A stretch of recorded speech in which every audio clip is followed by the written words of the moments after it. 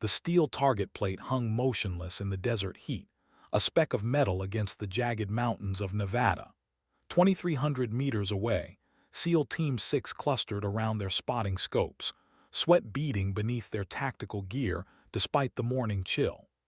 Master Chief Petty Officer Rodriguez lowered his binoculars and shook his head, the kind of dismissive gesture that had ended 1,000 arguments before they started.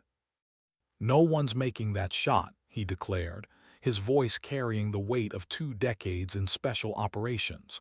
"Not with this wind, not at that distance.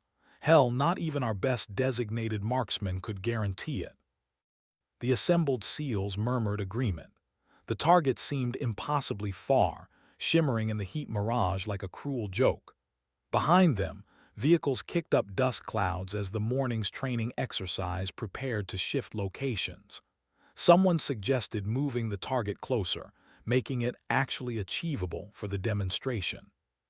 That's when she stepped out of the shadow cast by the observation tower. "Captain Lydia, whisper." Blackwood moved with the fluid economy of someone who had learned to navigate cockpits in zero visibility and turbulence that would ground commercial aircraft. Her flight suit bore the weathered patches of the 160th Special Operations Aviation Regiment, the Night Stalkers, though most of the SEALs had dismissed her presence as administrative, another staff officer observing training from a safe distance. She carried a rifle with the casual familiarity of someone who had transitioned from military aviation to roles these operators didn't fully understand. The weapon was pristine but worn in specific places, the kind of maintenance that spoke to competence rather than ceremony. "Mind if I try?" she asked, her voice barely above a whisper yet somehow cutting through the desert wind. Rodriguez glanced at his men, then back at her. The request seemed almost comical. This was precision shooting at distances that challenged even their elite snipers, not some aviation officer playing with range toys, but something in her stance, the way she held the rifle, the methodical check of her equipment, gave him pause. "Ma'am, with respect, this isn't a standard range qualification.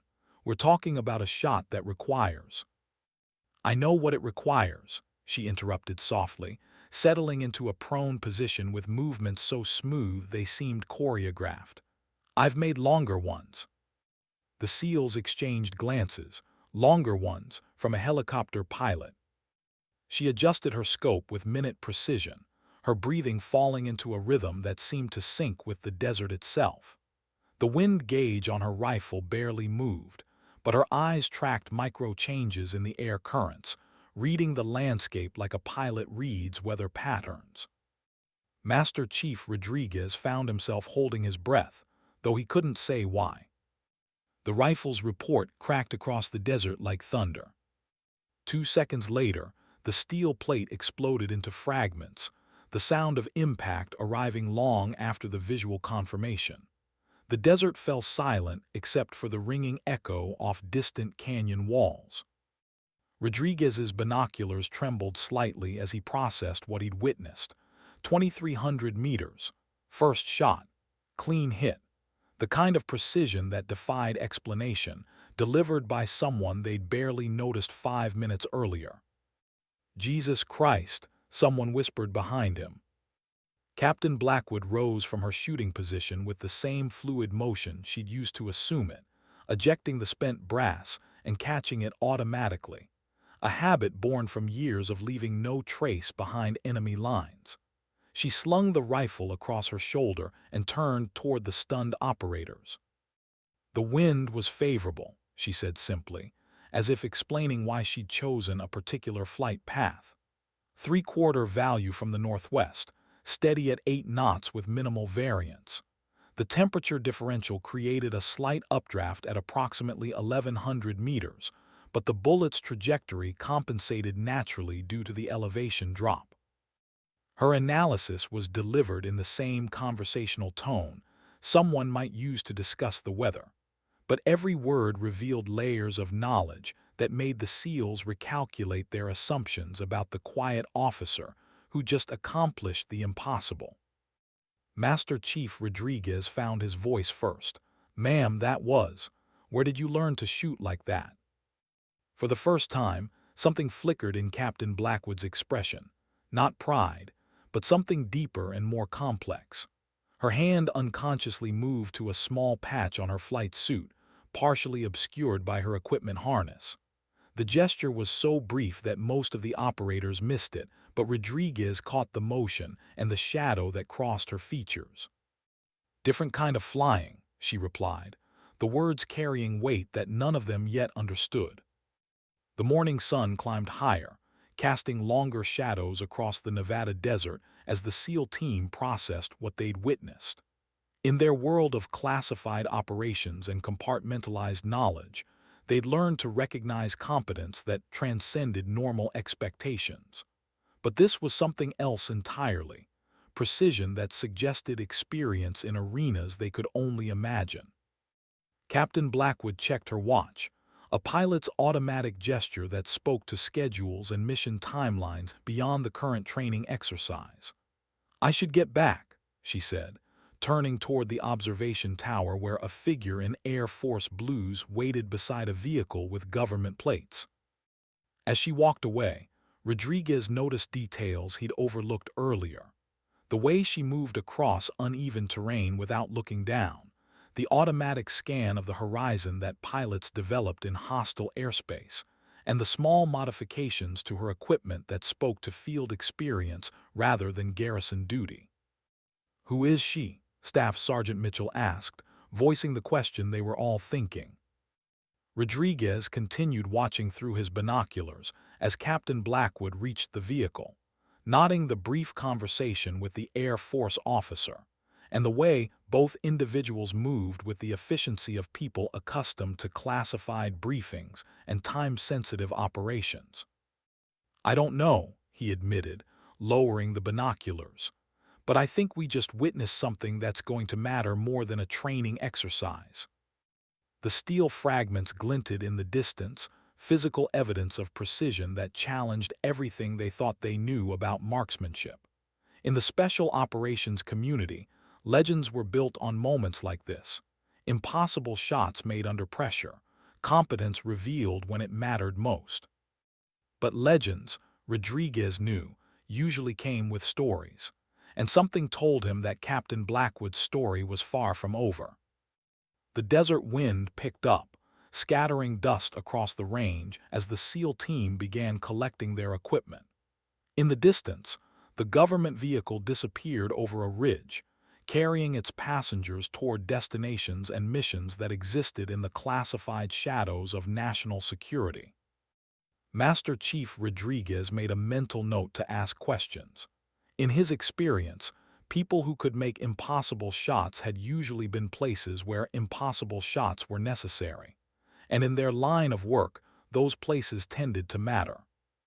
3 weeks later, the call came through encrypted channels during a briefing at Naval Special Warfare Command. The mission parameters were unlike anything they'd encountered: a high-value target in mountainous terrain, extreme range requirements, and a timeline that left no room for conventional approach methods. "We need someone who can make a shot at 2,800 meters, the briefing officer explained, his tone suggesting that failure wasn't an option. "The terrain makes closer positioning impossible, and we have one window of opportunity."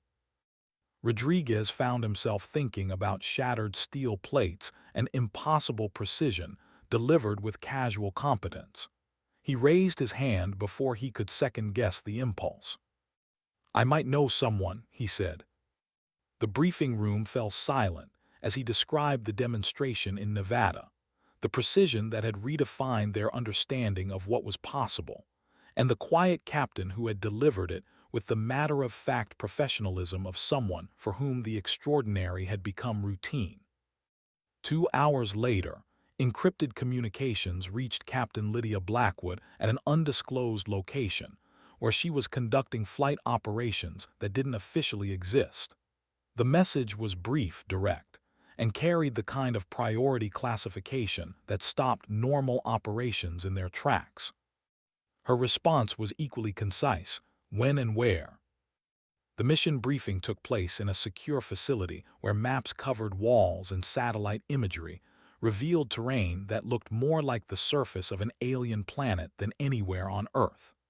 Mountains rose at impossible angles, weather patterns shifted with lethal unpredictability, and the target location existed in a space where conventional military doctrine offered no solutions.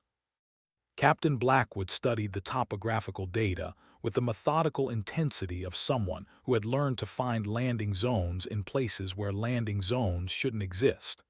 Her questions revealed knowledge of atmospheric conditions, ballistic coefficients, and environmental factors that impressed even the mission planners. The shot is possible, she concluded after 30 minutes of analysis, but not from any of these positions. She indicated several marked locations on the map, each representing weeks of reconnaissance and tactical planning by teams who understood the limitations of conventional approaches.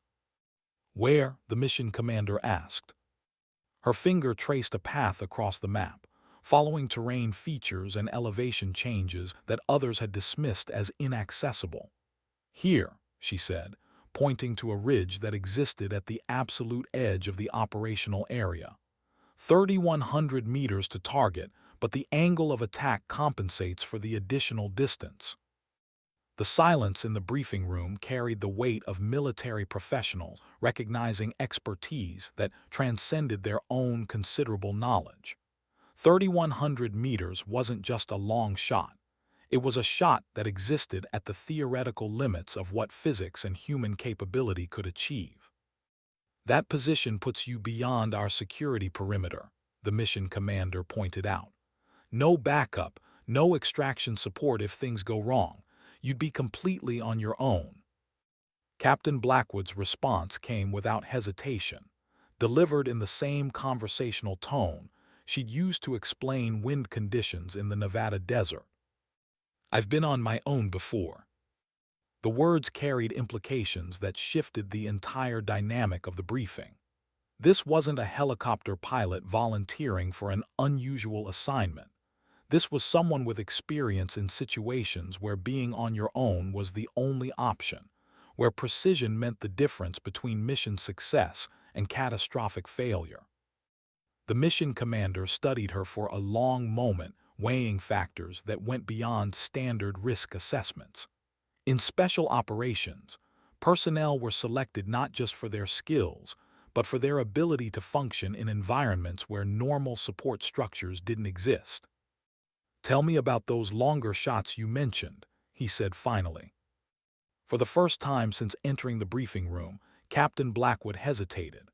Her hand moved unconsciously to the partially obscured patch on her flight suit, the same gesture Master Chief Rodriguez had noticed in Nevada. When she spoke, her voice carried undertones that suggested memories of places and situations that existed in the classified margins of military history.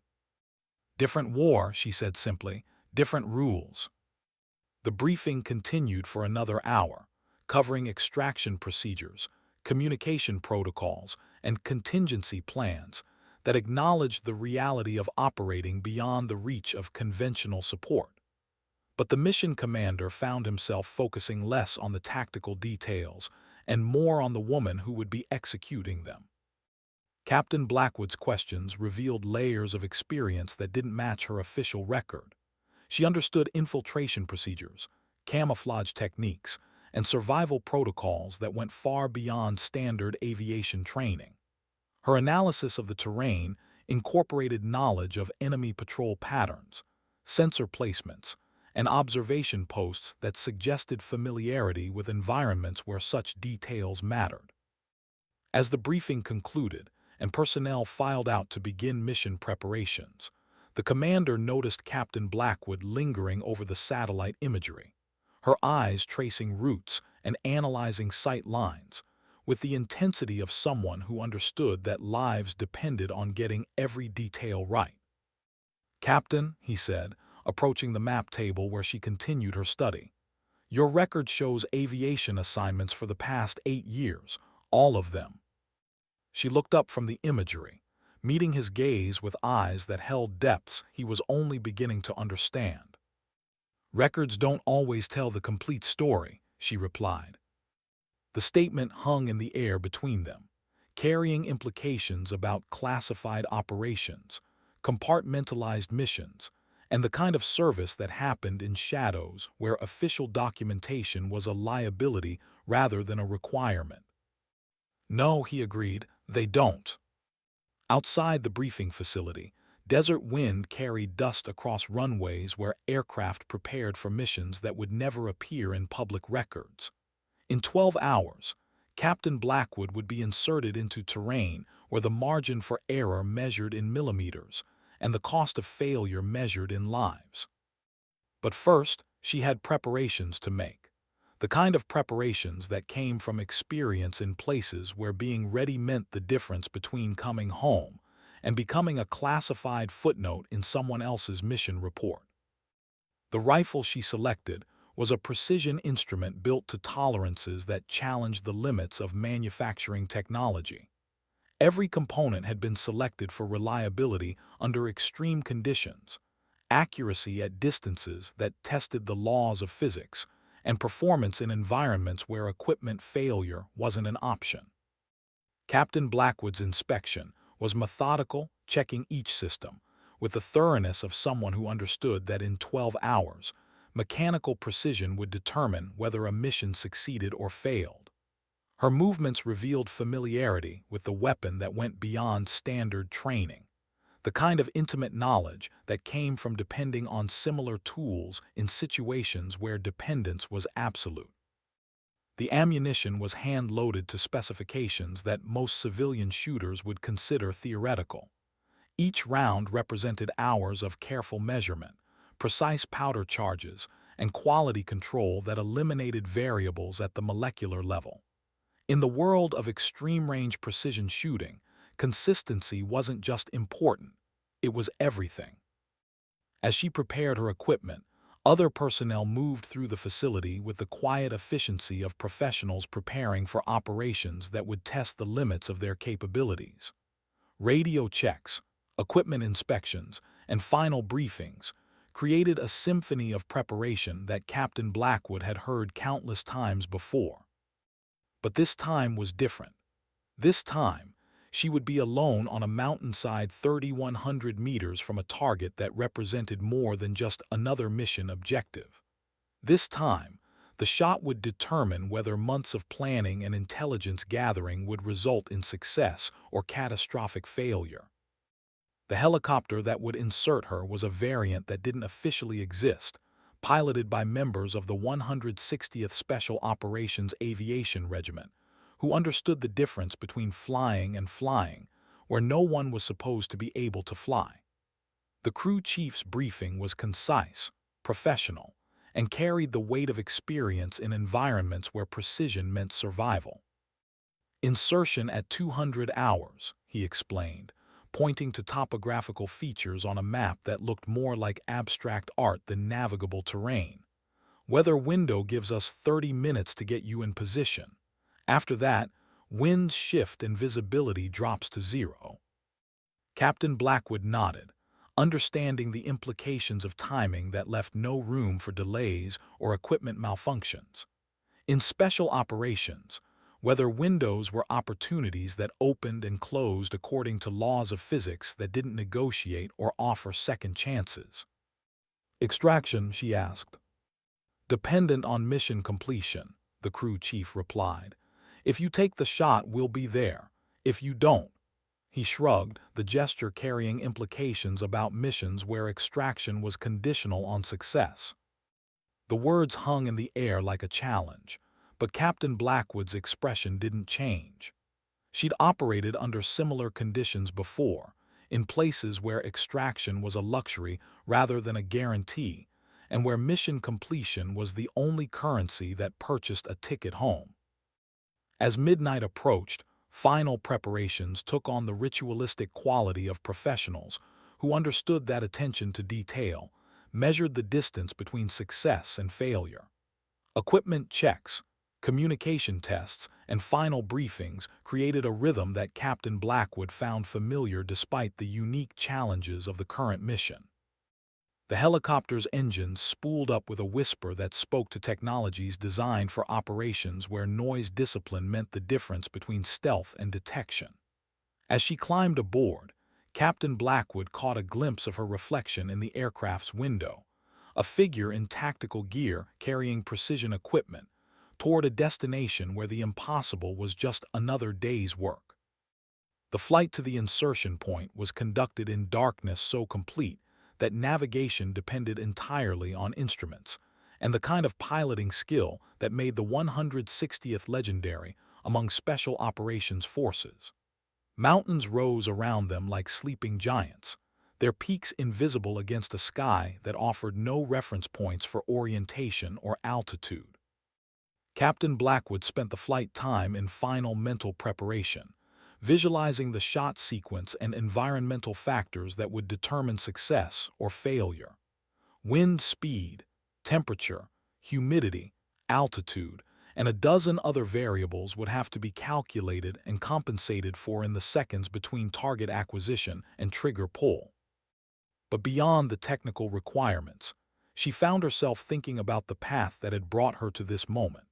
From aviation assignments that had challenged conventional understanding of what pilots could accomplish, to missions that existed in the classified shadows of national security, to a mountainside where she would attempt something that challenged the very limits of human capability.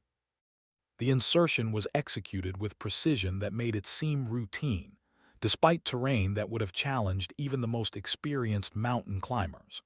The helicopter touched down for exactly 30 seconds, long enough for Captain Blackwood to exit with her equipment before disappearing into darkness that swallowed the sound of rotor blades and left her alone with silence that stretched toward infinity.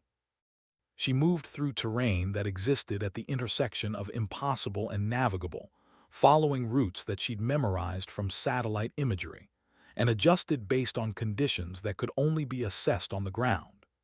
Each step was calculated to maintain stealth while progressing toward a position that would offer the shot geometry required for mission success.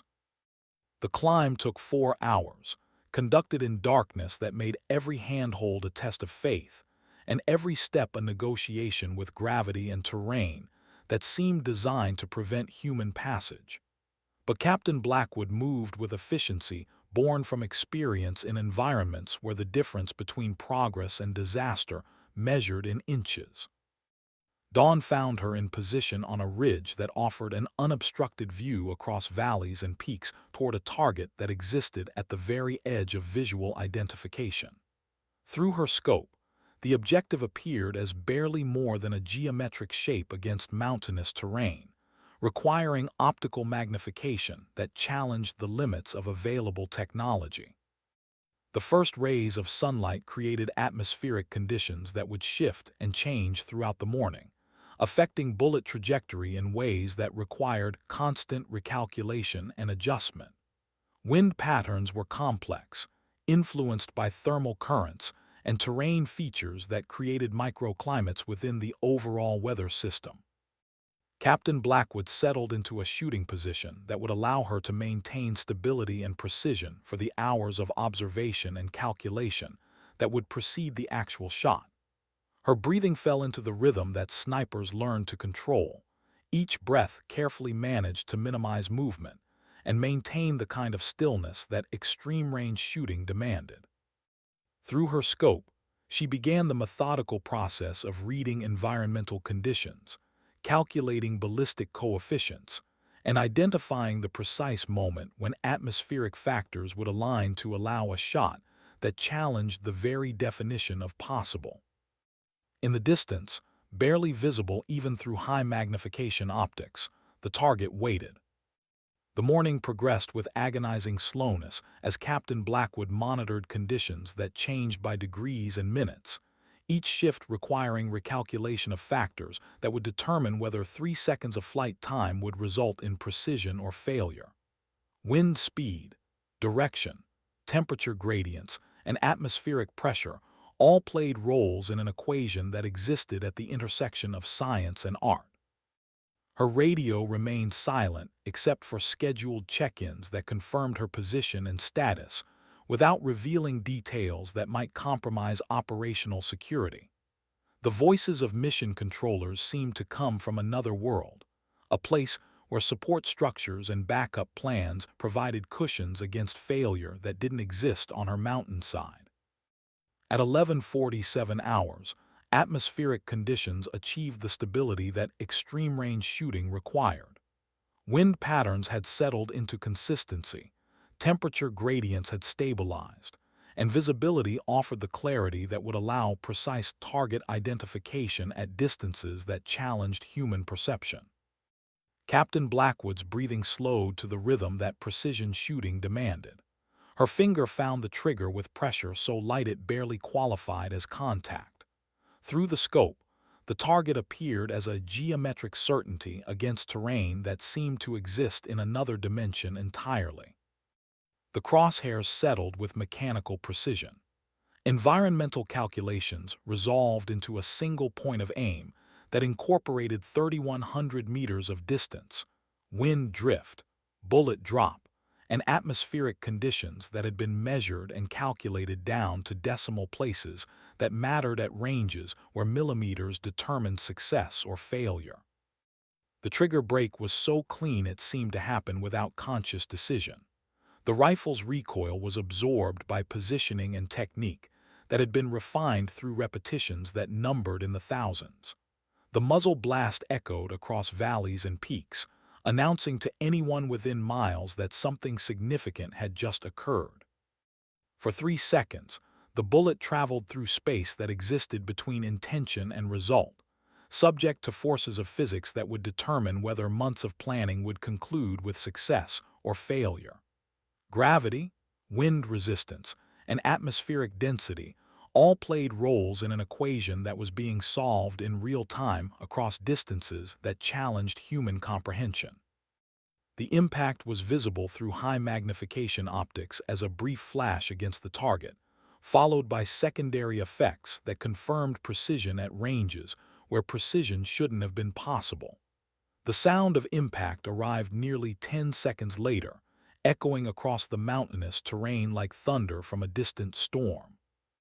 Captain Blackwood's radio crackled with confirmations from observation posts and mission controllers who had witnessed something that would become legend in communities where legends were built on moments of impossible precision, achieved under conditions that defied conventional understanding.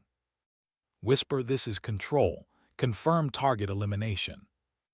Her response was delivered in the same conversational tone she'd used to explain wind conditions in Nevada, as if accomplishing the impossible was simply another task to be completed with professional competence. Control, whisper, target eliminated, preparing for extraction. The words were simple, but they represented achievement that would resonate through special operations communities for years to come. 3,100 meters. First shot. Mission complete. The kind of precision that existed at the absolute limits of human capability, delivered by someone who made it appear routine. Extraction was conducted with the same efficiency as insertion, helicopter pilots navigating terrain, and weather conditions that challenged the boundaries of what was considered flyable. But as the aircraft lifted off from the mountainside, Captain Blackwood found herself looking back toward the position where she'd accomplished something that would change how people understood the relationship between distance, precision, and human capability. The flight back to base was conducted in silence that spoke to professional respect for achievement that transcended normal expectations. Crew members who had witnessed impossible shots before recognized that what had just occurred existed in a category of its own, precision that would be discussed and analyzed by experts who understood how rarely such moments occurred.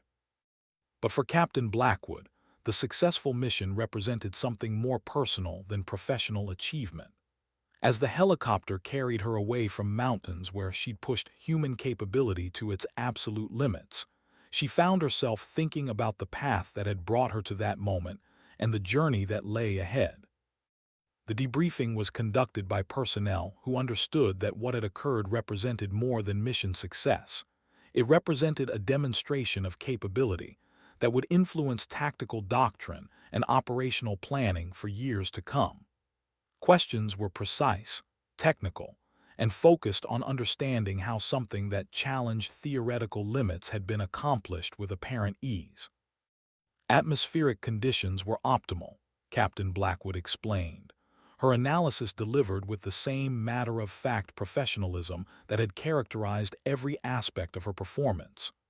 Wind patterns stabilized at 11:30 hours, temperature gradients achieved consistency, and visibility provided adequate target definition for precision engagement. Her description made extraordinary achievement sound routine, but the debriefers understood that beneath the technical language lay experience and skill that existed at the very pinnacle of human capability. The shot had been possible because someone with exceptional ability had encountered perfect conditions and possessed the knowledge and composure to take advantage of them. The weapon performed within specifications, she continued, discussing equipment that had been pushed to the absolute limits of its design parameters. Ammunition consistency was excellent, and environmental factors remained stable throughout the engagement window. But beyond the technical details, the debriefers sensed something deeper in Captain Blackwood's responses, an understanding of precision shooting that went beyond training and entered the realm of experience gained in situations where such skills had been necessary for survival rather than mission completion. As the debriefing concluded and reports were prepared for distribution to personnel who would analyze every aspect of the operation, Captain Blackwood found herself facing questions about her future assignments and the role her demonstrated capabilities might play in upcoming missions. "We have situations that could benefit from your particular skill set," the mission commander explained, his words carrying implications about operations that would challenge conventional understanding of what individual capability could accomplish. Her response was immediate and unequivocal: "I'm ready." The words carried weight that went beyond simple acknowledgement of assignment. They represented commitment to a level of service that existed at the intersection of exceptional skill and willingness to operate in environments where failure meant consequences that extended far beyond personal considerations. In the days that followed, word of the shot spread through communities where precision and achievement were measured against standards that challenged human limits. Master Chief Rodriguez heard the details through channels that carried information about operations that officially didn't exist, and found himself nodding with satisfaction that came from recognizing exceptional competence when he encountered it. The steel plate in Nevada had been just the beginning. Captain Blackwood's capabilities had been demonstrated under conditions that left no room for doubt or qualification. 3,100 meters wasn't just a long shot. It was a shot that redefined understanding of what was possible when exceptional skill encountered perfect conditions and absolute necessity. But more than the technical achievement, those who worked with her recognized something deeper, the kind of professional competence that made extraordinary accomplishment appear routine, delivered with humility that spoke to experience gained in situations where precision was measured in lives rather than scores. As new missions appeared on planning boards and operational requirements pushed the boundaries of conventional capability, Captain Blackwood's name appeared on personnel rosters with increasing frequency.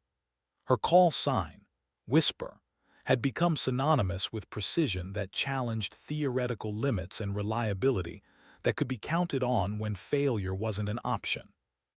The mountainside where she'd accomplished the impossible shot became a reference point for discussions about human capability and the relationship between skill, equipment, and conditions that allowed extraordinary achievement.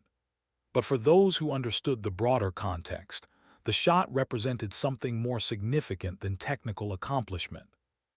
It represented proof that in a world where challenges seemed to exceed available solutions, exceptional individuals could still accomplish things that changed understanding of what was possible. And in the classified world of special operations, where impossible missions were simply called Tuesday, having someone who could make impossible shots was more than an asset. It was a capability that could determine the difference between success and failure when everything else had been exhausted. The legend of Whisper was just beginning.